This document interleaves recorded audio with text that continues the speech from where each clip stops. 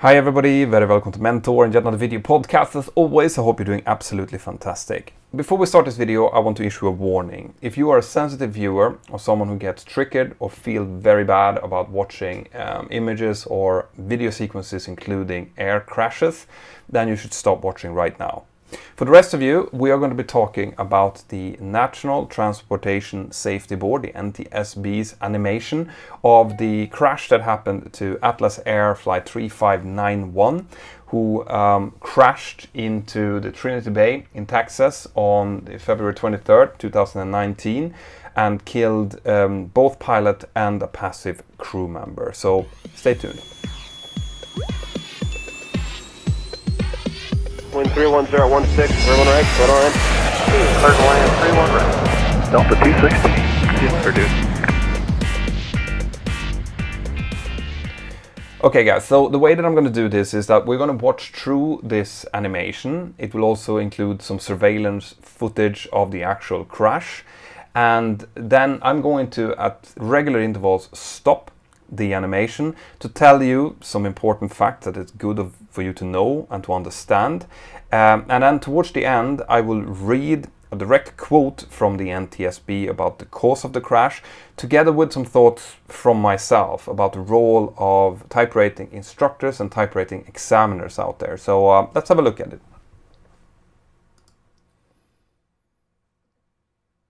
We will show a short animation depicting the sequence of events. Note that the depictions are not necessarily identical to the airplane displays. In this still frame, you can see a simulated external view of the airplane, the analog airspeed indicator with digits to aid clarity, the main attitude director indicator including an airspeed tape display and artificial horizon. Here is a representation of the flight mode annunciator display, an analog altimeter, also with digits added for clarity, control yoke position, thrust levers, speed brake lever position, a profile graph, and select cockpit voice recorder transcript items. Okay, so just to start off here then, this is the kind of information and data that the air crash investigators would need to look at in order to understand how an air crash happened in the first place. Worth the note here is that they haven't shown the position of the flaps, and that is actually important to understand this, the kind of what's happening later on, but we'll get to that in a second.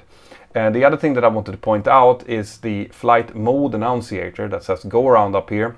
Basically, that's an instrument that the pilots have straight in front of them on the primary flight display to indicate what the autopilot is doing. So it's extremely important to keep that in the scan in order to understand what the aircraft is doing. Now, let's continue.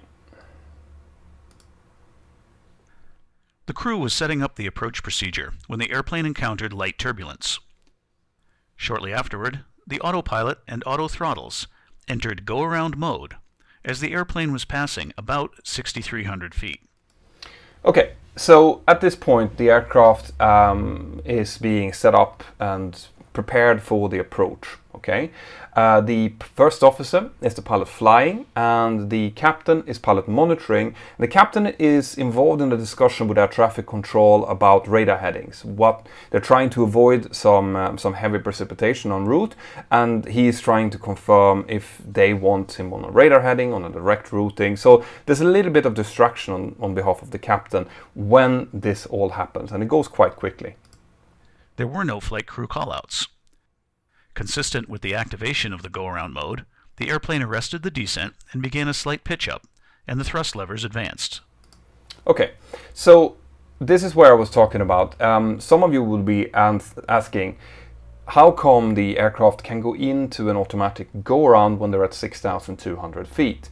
And that's actually a very good question, because the way that the autopilot system is set up is that even if you push the toga button, which is on the thrust levers, it won't do anything unless the aircraft thinks that it's on an approach. Okay, and the only way that the aircraft will feel that it's on an approach is if either you're coupled to a glide slope, for example, or you have selected flaps. And in this case, even though they're very far out and still at a fairly high altitude, for some reason the crew has elected to select flaps 1. And that's why when the first officer inadvertently pushes the go around button, it activates.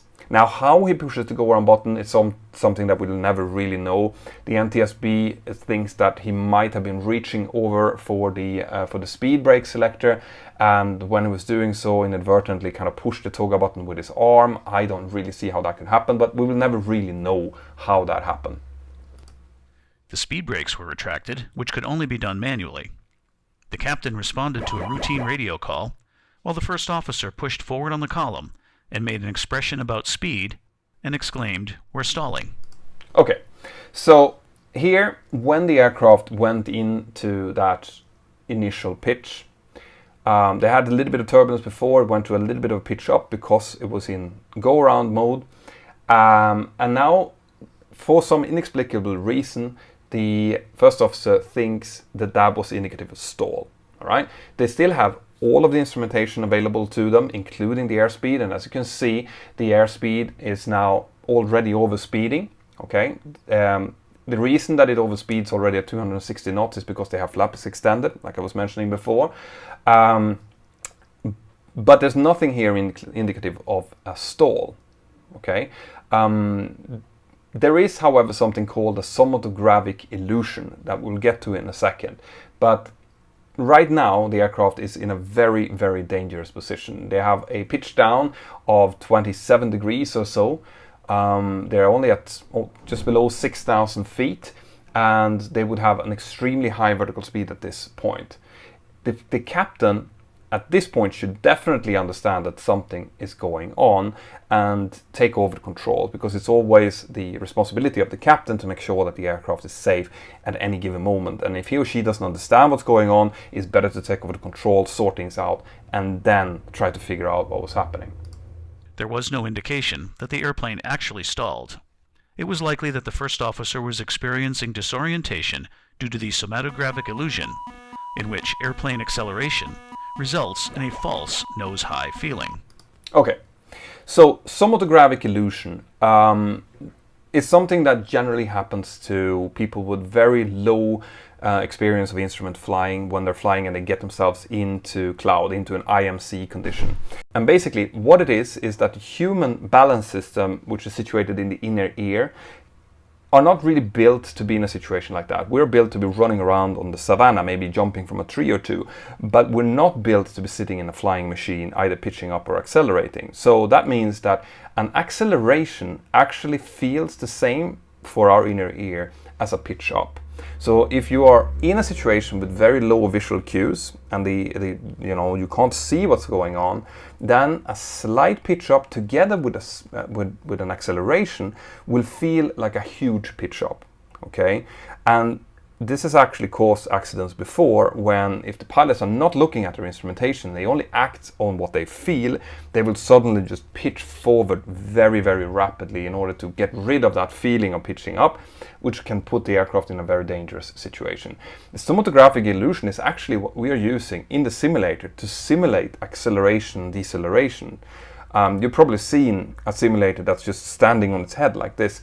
Inside of the simulator, when we're watching the screens, the only thing we feel is a very, very quick deceleration, as in when we're braking, when we're doing a rejected takeoff, for example. And outside, what the simulator is doing is it's pitching heavily forward. So it's using the somatogravic illusion to fool the pilots inside that other things are happening to the aircraft. That can happen in the real aircraft as well, and it's extremely, extremely dangerous. The airplane reached a steep nose-down attitude in high speed. Below about 3,000 feet, the airplane broke out of the clouds, the controls moved to full nose up, but it was too late before they impacted the bay. And that last footage was what I was warning people about. Okay, so what I'm about to read now is an exact quote from the NTSB. The NTSB determines that the probable cause of this accident was the inappropriate response by the first officer as the pilot flying to an inadvertent activation of the go-round mode, which led to his spatial disorientation and nose-down control inputs that placed the airplane in a steep descent from which the crew did not recover. Contributing to the accident was the captain's failure to adequately monitor the airplane's flight path and assume positive control of the airplane to effectively intervene. Also contributing were systematic deficiencies in the aviation industry's selection and performance measurement practices, which failed to address the first officer's aptitude-related deficiencies and maladaptive stress response.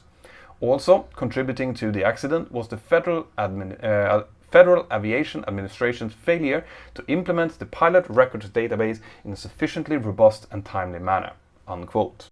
So what does this mean then? Well, it's actually fairly unusual to see this kind of strong language from the NTSB towards the Federal Aviation Administration.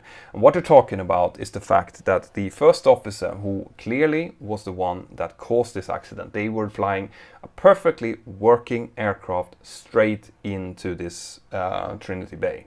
This was not the first time that this first officer had reacted in a strange way under pressure. In fact, this first officer had been in a total of 6 different airlines. In some of those airlines he had busted both line checks and simulator check rides. And if you look through the training records, which I have done, which they are available, and I will link to them down here, you will see that many different instructors and many different examiners have written very similar things, namely very poor situational awareness. The student is very well prepared, but when put into situations which he has not prepared for, acts erratically, pushes buttons without thinking about what those buttons will do, and generally does not take pressure well. Okay, so this means that throughout his career, this pilot has shown signs of not having the aptitude needed in order to be a safe airline pilot.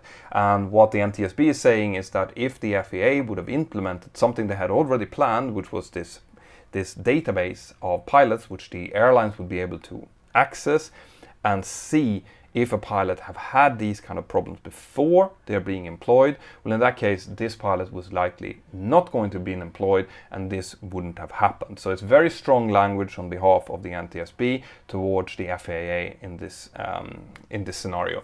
And something that I really want to push here, because I am a type rating instructor and a type rating examiner, is that when I read these training transcripts, the hair stands up on my arm, as in it is so scary reading.